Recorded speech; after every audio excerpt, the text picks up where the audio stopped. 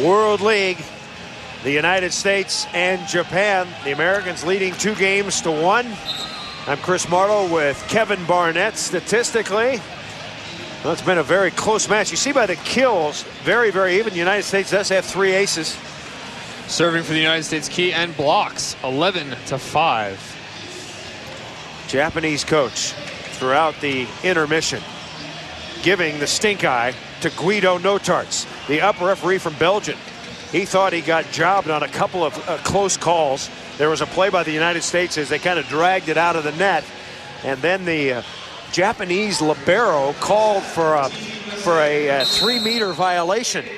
On replay, it looked like he was behind the 3-meter line. Certainly did.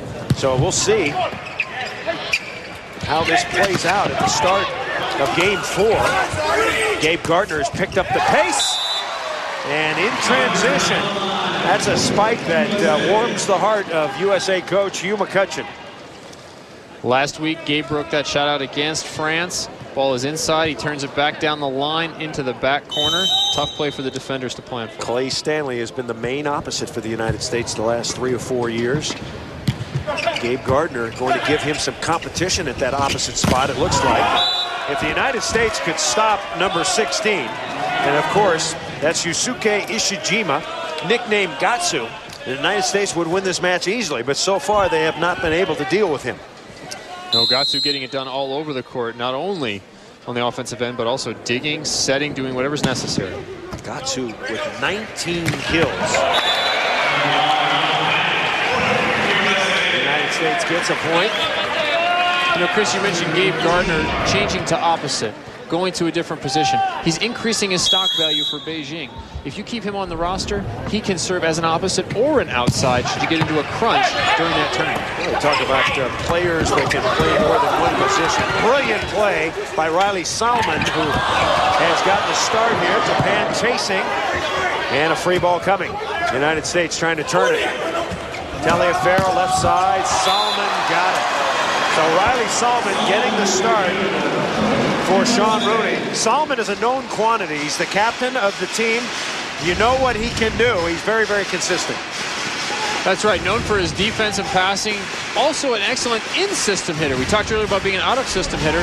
When there's a perfect pass, opportunity to get the ball out quickly, Riley Salmon effective on that left-hand side. Gabe Gardner set to serve. 3-1 United States. Pretty good pass there. Set left. Imada has come on for Japan. Yusuke Imada, a 26-year-old. Here he is again, and he whales one out of bounds. So Yusuke Imada, he is 6'5", an outside hitter from Hyogo, Japan. And a quick timeout called by Japan. That was a year ago. The United States in April, the USA team moving its center of operations from Colorado Springs to Anaheim. What has that done for the United States? It's allowed them to practice at sea level. Colorado Springs was a nice training facility, but it's 6,000 feet above sea level, which just as in baseball, just as in football, affects the float of the ball. Ball traveled about 10% further on a serve. That equates to somewhere in the neighborhood of 5 to 6 feet of extra travel, and you have thousands and thousands of reps at one altitude in one set of circumstances, then you have to play at another. Very difficult adjustment for the Americans. I think it did have one good effect, that it made the Americans much better servers. Here you see Gabe Gardner had to have more control in Colorado. Now he goes down to sea level, can really get on the ball hard and feel in control. Gardner having a night. 14 kills, 4 blocks, and an ace. And he spins one, and a nice play by Tominaga. Japanese losing a little enthusiasm after the finish in Game 3. Chiba off the block out of bounds. Shinya Chiba, one of the best in the business at tooling the block.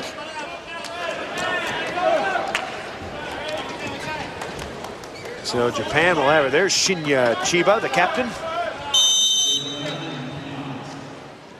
And now set to serve Tomimatsu.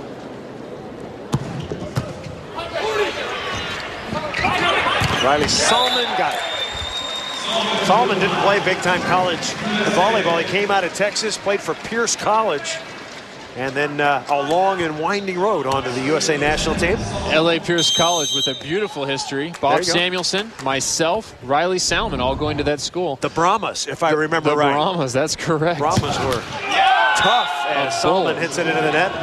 Yeah, Riley Salmon is a player who sees the block very well. You talked earlier about players who see the block and chop through.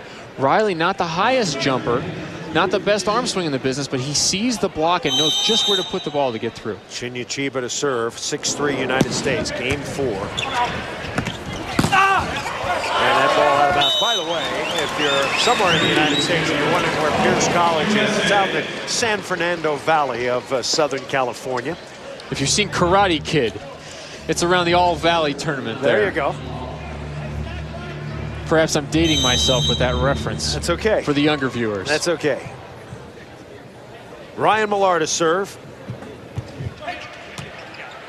Pretty good pass there. Chiba rejected. So the United States with a block, and you can just see just body language by the Japanese not good right now. They lose a thrilling game 3, and now they trail 8-3 here in game 4. Welcome back to Green Bay, Wisconsin. We're at the Resch Center, right across from Lambeau Field, we should tell you. It's a nice complex here. I'm Chris Marlowe with Kevin Barnett. The United States leading Japan 2-1 and 8-3 here in game 4. The life has gone out of this Japanese team after a controversial finish in game 3. It's tough for a young team like Japan to rebound and keep their focus. You see that in sports all across the board. Basketball, baseball. You have a young team, they get a tough call, they get a bad break, and they're still thinking about that. Oh, we shouldn't have lost that game, or we should have gotten that point, instead of focusing on moving on and playing the next play. The United States is a bit more of a veteran squad, able to move on after plays. The Japanese are going to have to learn how to do that. Yamada goes out. And Koshikawa comes back in. Not sure why Yamada came in. Maybe they were testing him. He was awful. They got him right out of there, so make it 9-4. We've mentioned that baseball is the most popular sport in Japan, followed by soccer. Then comes basketball and volleyball, and one of the Japanese officials telling us that a number of the junior high programs in Japan who used to play volleyball, they don't play volleyball anymore. They play tennis. So tennis on the rise. And one of the reasons Japan, they're not getting that feeder system. The sport, the national team not playing as well, hasn't qualified for the Olympics. Kind of a trickle-down theory. Yeah, an unfortunate thing to hear from the Japanese, given the history of the JVA, the Japan Volleyball Association, their support of international volleyball, hosting just about every big world championship at the end of the year over the last 10 years or 12 years. Japan, a great place to play, great fans, fun place to be, and just an interesting culture to be immersed in. Gabe Gardner gets the kill. Gabe Gardner's been climbing from about 41% efficiency up above 52% over the last game and a half. He says opposite's so easy a caveman could do it. 11-4 as the United States Brandon Taliaferro, who's making a good impression in World League matches so far. You know, you mentioned playing in Japan. I remember in my days when you used to tour in Japan, they used to give you a gift if you were the most valuable player in the match. I don't know if they did that, but they'd like give you a camera if the United States would play Japan, whoever was the most valuable player. And I actually got a camera one night for being the most valuable player. Steve Salmons blocked the last ball. I raised my hands like I blocked it, and they gave me a camera. Well, Chris, we weren't getting cameras by the time I was playing. I think we were getting little stuffed dolls and those sorts of things. And funny thing about Japan is you'll leave stuff in the hotel. You'll get gifts. They'll be in baskets or some other things. You'll leave them in the hotel. Don't, you know, it was great. It took the gift out of it, left it here. The Japanese will find you. These items will find you. You'll move 6 hours across the country. They'll go, oh, we forgot the basket that this was in. We better send it to them. That's very conscientious people. A great place to play. I love going to Japan. Gatsu off the top of the block. And the put away. The United States leading the match, and looks like the Americans are going on. But if you had to give the MVP in this match, Gatsu would be right there with perhaps Gabe Gardner. Because Gatsu, he has just been sensational. 20 kills for Gatsu. Gatsu also hitting well over 50% considering the types of balls and opportunities he's been getting. He's doing a terrific job. Passes off the net, set to Salmon, and he's got it.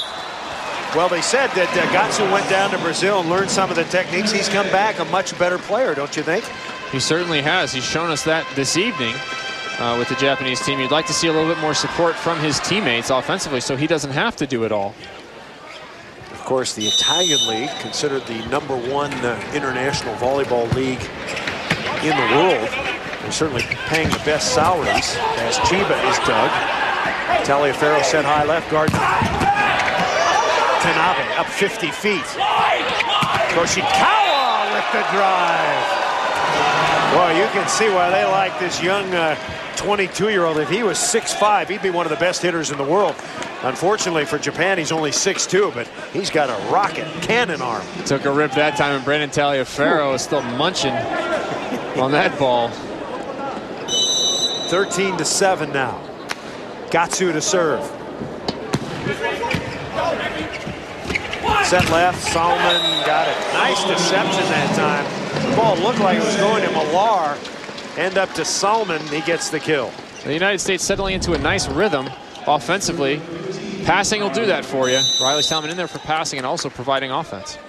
Now Gabe Gardner to serve. United States doubling up Japan, 14-7. Into the middle, dig by Reed Pretty. Back set, Gardner. Out of bounds. If Gardner's going to have success at the opposite position, he's going to have to get that swing down. He's going to have to swing straight down the line. Perhaps the ball's a little bit in, turn it outside with his hand.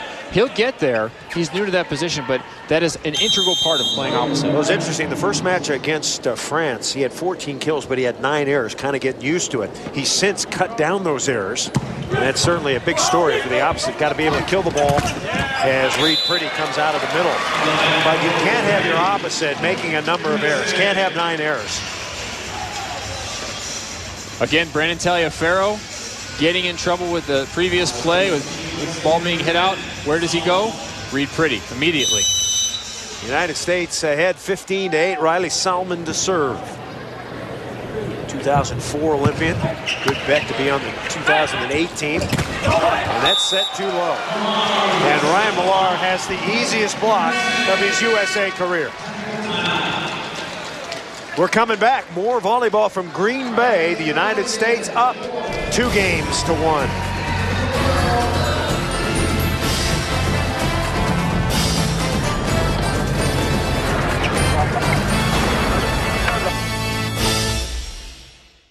United States won game 1, Japan game 2.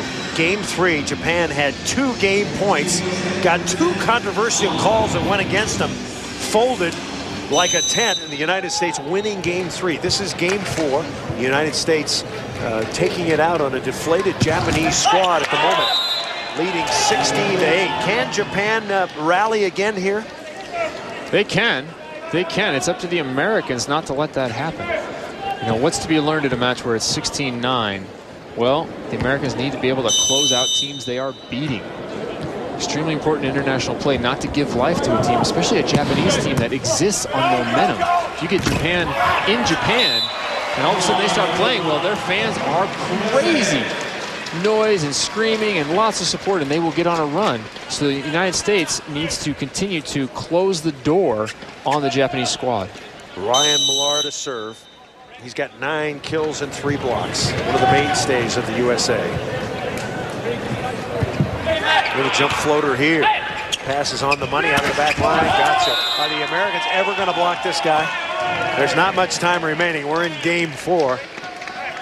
21 kills now. Well, Chris, I keep going after him from the coach of the United States and trying to block him, of course. But at this point, the rest of the team is not really producing many stats. And Gatsu himself cannot beat you. Americans are there on the block. They just cannot figure out how to get that ball down. Koshikawa, nice pass. Back set, Gardner. Ball popped up. That's okay. Koshikawa, Gardner up 45 feet into the air. And Koshikawa is roofed. Now the Americans getting over the net. I think that was David Lee, his 6th stuff block. Hugh McCutcheon talking about David Lee, how he went over to see him in Turkey and talked about his role on the team and how he can develop it. He said, young fella, block some balls. That's your ticket to getting onto the Olympic team. David Lee this past winter, the top blocker in CEV Cup, which is an inter-European league featuring teams from all over Russia, France, Italy. And David Lee showing his prowess here tonight, blocking at the net. Gatsu hits it off the block out of bounds. You mentioned the best blocker. I was told one of the reasons he got that award because he was able to block the 7'3" Russian Kazakov like 4 times in one match, and that really impressed the voters. That'll do it. You ever played against that guy, Kazakov? Yeah, Kazakov, a giant force at the net. And really, I walk by Kazakov in the hotel, and I think, is this how I make people feel? At 6'6", you know, I walk by people and go, oh, you're tall. I walk by Kazakov, go, holy smokes, you're big. You know, the Russian team in general is just an enormous team. The United States played them just before the 2004 games down in Houston. And we're talking about the number 18, the small middle blocker. Right. Who then walked by Phil Etherton, who's 6'9", and he was taller than Phil Etherton. He was a small middle blocker at 6'10". 18-12. And Gardner smacks one down the line. So the United States with a point. Tanabe is going to come back in.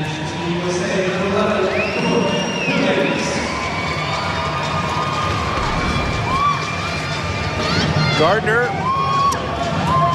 is going to come out of the match now, and he's replaced by Brooke Billings. So Billings has reported the best man at Phil Etherton's wedding, but he's also a terrific volleyball player who has got a great arm swing, wearing number 11. So Japan gets a point. 19-13 our score. Now for Japan coming back in, Takaaki Tomimatsu, and he replaces Shinya Chiba. Chiba with a nice night. Didn't hit a lot, 6 kills, but a steady influence. And now serving Shunichi Shimano. And sometimes you put in a couple substitutes, they make a couple of plays, you're down 19-12, you get a couple points in a row. You talked about how this Japanese team can get on a roll. Substitutes come in with nothing to lose, everything to gain for the team, and sometimes that works out positively. Taliaferro into the middle, and 3 in a row for Japan.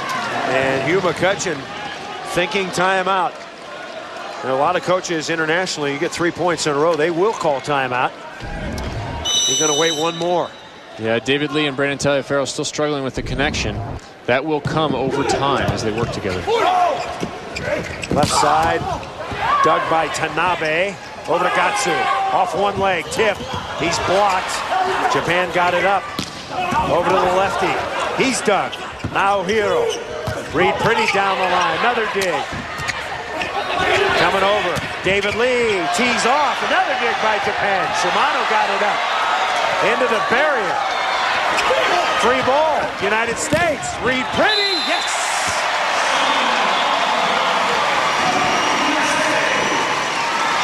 When you can out-rally Japan, you've done something, my friend. Yes, sir. Fine international volleyball being played by both sides. People here in Green Bay getting a treat. Well, the barrier needs some repair as Shimano collides over there. United States gets its 20th point. Tanabe with the save there. Little spinner. Taliaferro goes to Billings. And Billings not quite loose yet. Kind of interesting in international volleyball. Really not a great place for the subs to warm up. They stand at the end of the court, but there's really no warm-up. You come into the match, you have to be ready. You look at the American subs right there. They stay in the box. The Americans call it the box. Europeans call it the bank. Is that right? And you can jump and kind of move around in there, but the FIVB extremely strict with moving out of the box and when you can move out. The ball is tipped in the United States with a huge block. I can recall at the '84 Olympics, they had something called the bullpen where you could warm up. It was way down there. They had a little speaker in there as the Americans get the block. So when you were about ready to come in, you could warm up down in the bullpen. He said, all right, Marlo, come on in there. Get out into the box. You're coming in as the back row sub. Well, that was the day. Not anymore. You just got to stand up for 3 hours. Doesn't that make you weary? Yeah, it's rough on the back. Better to play. It's kind of like coaching. Coaching, I mean, it'll give you a bad back all the time just trying to stretch it out. But as a player, you're limber, loose, and moving around. 21-17, United States. If it wins this game, the match is over. United States can claim first place in the group with a win tonight. Good jump serve. Over to Salmon, popped up. Nice dig there. Cross court. Oh, Riley Salmon with a dig. And he puts it away. The play of the match for the United States. The best feeling in volleyball. Get the dig and put it away. I've seen Riley Salmon make that exact same dig in Athens in 2004 to spark a rally against the Greeks. He's a nice player. One of the great comebacks of all time for the United States. Off Reed Pretty's head, it's 22-17. Koshikawa into the antenna. So the United States now closing in. Crowd comes alive here at the Resch Center. Salmon to serve. 23-17 our score. Japanese have completely gone away from any kind of quick attack, relying on their outside hitters. Now Chiba will come back in for Naohiro. Well, good swings by the Japanese. Brandon Taliaferro kicking himself. Knows he just overran the hitter, meaning he went past the ball and gave the hitter a better angle back into the court. He won't let that happen again. Chiba will serve. Taliaferro's gone all the way at the setter position tonight and has played well. Chiba into the net. So the United States will bring back in David Lee into the front line. Japanese facing match point. Crowd stands. Ryan Millar to serve it. 24-18. First match point. And the serve is long.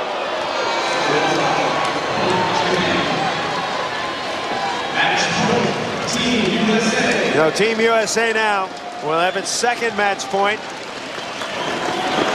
A kill here would end it. Koshikawa to serve. Reed Pretty, a swing for the win. Not yet. Popped up. That will do it. This baby is over. The United States has beaten Japan 3-1. Match, Team USA. Reed Pretty with 17 kills. Gabe Gardner also with 17 kills. Team USA wins tonight's match by a score of 3 sets to 1. Don't forget, fans, these same two teams will United States with their second World League match win. They are now first place in Group B. And Kevin Barnett, a solid win for the United States. The United States gaining confidence going forward. Brandon Taliaferro establishing himself as the setter on the team. Also gaining a lot of confidence was Gabe Gardner, continuing to perform at the opposite position. It's nice to see this American team coming together, finishing off the Japanese. Final score, the United States beats Japan 3-1. For Kevin Barnett, I'm Chris Marlowe. See ya. In its last World League meeting,